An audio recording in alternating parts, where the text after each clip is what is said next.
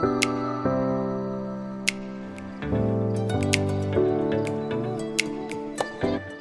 everyone, it's Khushi. Welcome back to my channel. Hope you all are doing well. So guys, I'm back with another video and मैं आज आपके लिए एक बहुत ही unique video लेके आई हूँ जो कि मैंने भी अभी रिसेंटली स्टार्ट किया है। तो रिसेंटली मैंने टेराकोटा इयरिंग्स बनाना स्टार्ट किया है, तो उसका पूरा प्रोसीजर मैं आज आपको इस वीडियो में बताने वाली हूँ कि हम किस टाइप की मिट्टी यूज़ करते हैं एंड किस टाइप से हम पूरा प्रोसीजर फॉलो करते हैं बनाने के लिए एक सिंगल इयरिंग का पीस। तो वो सारा मैं आपको आज की वीडियो में बताने वाली हूँ, तो please watch it till the end. तो चलिए without wasting any moment let's get started with the video. तो आज मैं आपको बताने वाली हूँ कि मैं कैसे अपना टेराकोटा इयरिंग्स बनाती हूँ।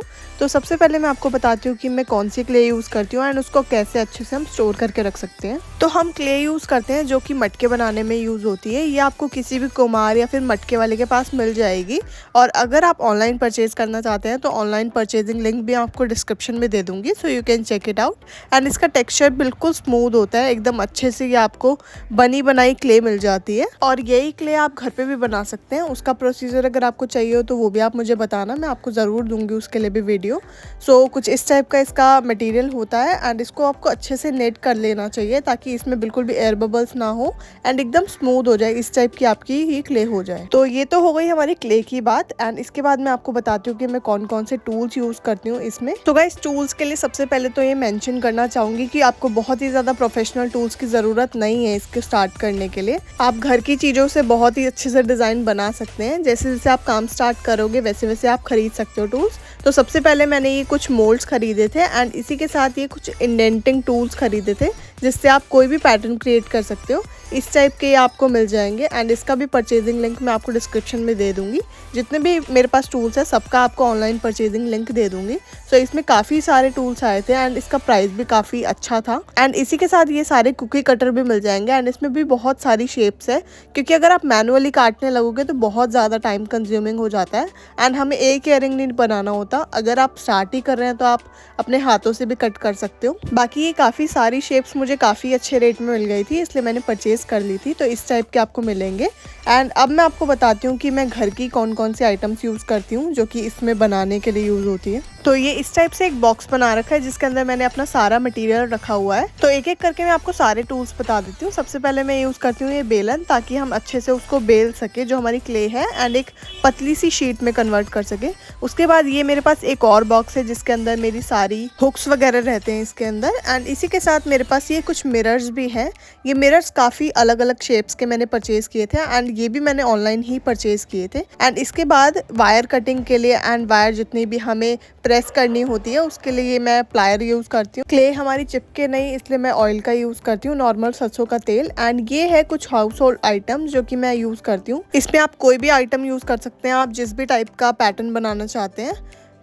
इसके बाद हम वायर का यूज़ करते हैं जो कि हम हुक्स लगाने के लिए करते हैं एंड जैसे घुंघरू वगैरह होते हैं वो सब अटैच करने के लिए हम इस टाइप की वायर का यूज़ करते हैं एंड इसी से हम यू पेन भी कन्वर्ट करते हैं। इसके बाद मैंने एक सेपरेट बॉक्स बना रखा है जिसके अंदर जितनी भी मेरी बेक्ड आइटम्स होती हैं वो सारे मैं आइटम्स रखती हूँ ताकि वो एकदम सेफली रहे। तो गाइज, अब चलो मैं आपको एक इयरिंग बना के दिखाती हूँ कि पूरा प्रोसीजर कैसा होता है। तो सबसे पहले आप थोड़ा सा पानी ले लो, अपनी क्ले को अच्छे से नेट कर लो ताकि एकदम स्मूथ हो जाए वो, एंड अच्छे से गूंद लोगे तो एकदम अच्छा स्मूथ टेक्सचर हो जाता है जिससे आपके डिजाइन भी बहुत ही अच्छे बन के निकलते हैं। उसके बाद एक और टिप है कि आप बहुत ही ज्यादा क्ले लेके एकदम से मत बेल देना उसको, थोड़ा छोटा छोटा पोर्शन लेके आप उसको बेलना ताकि एकदम अच्छे से आपके डिजाइन्स निकले एंड बहुत ही ज्यादा मोटे ना हो जाए। उसके बाद आप थोड़ा सा सरफेस पे ऑयल लगाओ ताकि आपकी क्ले एकदम चिपके ना, एंड उसके बाद आप इसको प्रेस करके बेलना स्टार्ट करो। इसी के साथ आपको बेलने के लिए आप जितने भी आपको थिकनेस रखनी है इयरिंग की उतने आप 2 पीस ले सकते हैं लकड़ी के एंड आप बेलन के साइड में रख सकते हैं ताकि आपके बेलने का एकदम सेम आपका साइज आए, थिकनेस एकदम सेम आए। सो गाइज, एक आइडियल थिकनेस होती है इयरिंग की 0.25 सेंटीमीटर, तो उसी को फॉलो करते हुए आप इसको बेल सकते हैं एंड उसी की सेम थिकनेस आप फॉलो करिए।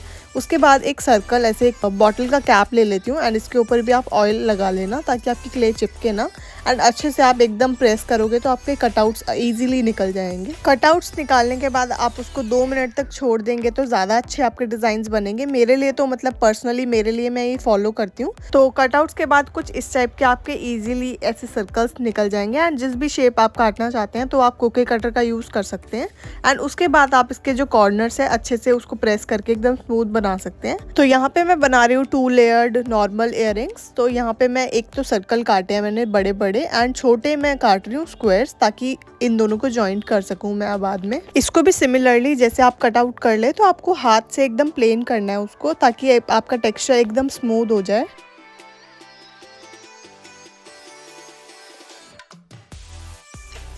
तो अब इसके बाद हम स्टार्ट करते हैं इसके अंदर कार्विंग करना। इसके लिए आप कोई भी टूल्स यूज़ कर सकते हैं, वो डिपेंड करता है कि आप किस टाइप का आप डिज़ाइन बनाना चाहते हैं। तो यहाँ पे मैं नॉर्मल एक सर्कल जैसी शेप्स होती है, जैसी टेबल स्पून होती है हमारी, उस टाइप की स्पून का यूज़ कर रही हूँ। पेन की कैप का यूज़ कर रही हूँ। आप कोई भी टूल यूज़ कर सकते हैं, वो पूरा प्रॉपर आपके ऊपर डिपेंड करता है, आपकी क्रिएटिविटी के ऊपर डिपेंड करता है। ऑल्सो गाइज आप यहाँ पे मिरर्स का भी यूज़ कर सकते हैं। मैं बाकी मिरर्स का भी यूज़ करती हूँ। अगर आपको उस वाले इयररिंग की एक वीडियो चाहिए तो do let me know in the comment section. And इसी टाइप से मैं पूरा प्रॉपर यहाँ पे डिज़ाइन बना लूँगी इसके अंदर। तो कुछ बातें हैं जो आपको इसमें नोट करनी है कि आपकी जो मिट्टी है वो एकदम स्मूथ होनी चाहिए, ताकि आपका डिज़ाइन एकदम अच्छे से निकले। एंड बहुत ही ज़्यादा गीली भी नहीं होनी चाहिए, बहुत ही ज़्यादा सूखी भी नहीं होनी चाहिए, ताकि आपके इयररिंग्स टूटे ना। और ज़्यादा ही गीली होएगी तो आपके डिज़ाइंस अच्छे से नहीं बनेंगे। तो इन 2 चीज़ों का आप अच्छे से ध्यान रखना। तो ये हमारे हो गए हैं बेसिक डिज़ाइंस रेडी। बहुत ही ज़्यादा फैंसी नहीं बनाए हैं, एकदम सिंपल से डिज़ाइन है। इसी के साथ यहाँ पे ऐसे कुछ बीड्स होते हैं जो कि हम पहले से ही बना के रखें तो ज़्यादा अच्छा रहता है, क्योंकि ये हम बेसिकली सब मोस्टली हर इयररिंग में मैं यूज़ करती हूँ। तो ये भी 2 टाइप के होते हैं गाइज। एक तो होते हैं नॉर्मल ऑल पिन वाले जो कि मूव नहीं करते हैं, और एक होते हैं जो कि बिल्कुल घुंघरू वाला डिज़ाइन देते हैं। तो आपको अगर उसकी वीडियो चाहिए तो प्लीज़ उसके लिए भी मुझे कमेंट सेक्शन में बताना। उसके बाद टाइम आता है कि हम दोनों पीस को अच्छे से जोड़ ले, तो उसके लिए हम यूज़ करते हैं ये यू पिन का। इस टाइप की ये यू पिन दिखती है। इससे क्या होता है कि आपके इयररिंग बिल्कुल स्टर्डी रहते हैं और बहुत ही अच्छे से जॉइन हो जाते हैं। तो जॉइन करने के लिए आपको 2 यू पिन की ज़रूरत होती है। एक लगती है हमारे इयररिंग में और एक लगती है हमारे दूसरे पीस में। तो ये इस टाइप से आपकी जॉइन हो जाती है। तो इसके बाद आप इसको ज़्यादा मत छेड़ना, क्योंकि ये अभी गीली मिट्टी होती है। तो इसको अच्छे से सुखा लेना, तो उसके बाद बिल्कुल भी आपका टूटने का डर नहीं रहता। इसी टाइप से मैंने बहुत ही सारे इयररिंग्स बना रखे हैं। एंड अभी मैं बेकिंग की भी वीडियो लाने वाली हूँ, क्योंकि अभी मैंने काफ़ी सारे इयररिंग्स रेडी रखे हैं बेक करने के लिए। तो उसके लिए भी आप मेरे चैनल को सब्सक्राइब कर लेना एंड बेल आइकन को भी प्रेस कर लेना, ताकि मेरे आने वाली वीडियोस की आपको नोटिफिकेशन मिल जाए। सो गाइज ये कुछ प्रोसेस होता है, ये पूरा प्रोसेस होता है, मैंने आपको पूरा दिखाया है इस वीडियो में। ऑल्सो गाइज मैंने अभी इसका स्मॉल बिजनेस स्टार्ट किया है रिसेंटली, एंड इंस्टाग्राम पे भी पेज है मेरा, तो उसका लिंक भी मैं आपको डिस्क्रिप्शन में दे दूँगी, तो you can follow me on that. And अगर आपको कोई भी पीस ऑर्डर करना हो तो वो भी आप कर सकते हैं। सो इसी के साथ मैं आपको दिखा देती हूँ कुछ मेरे कलर्ड जो मैंने कलर कर लिए हैं बेक करने के बाद। सो कुछ इस टाइप के बनते हैं हमारे earrings. So yeah guys that's it for this video. अगर आपको वीडियो पसंद आई तो do like this video, and मैं मिलती हूँ आपको नेक्स्ट वीडियो में।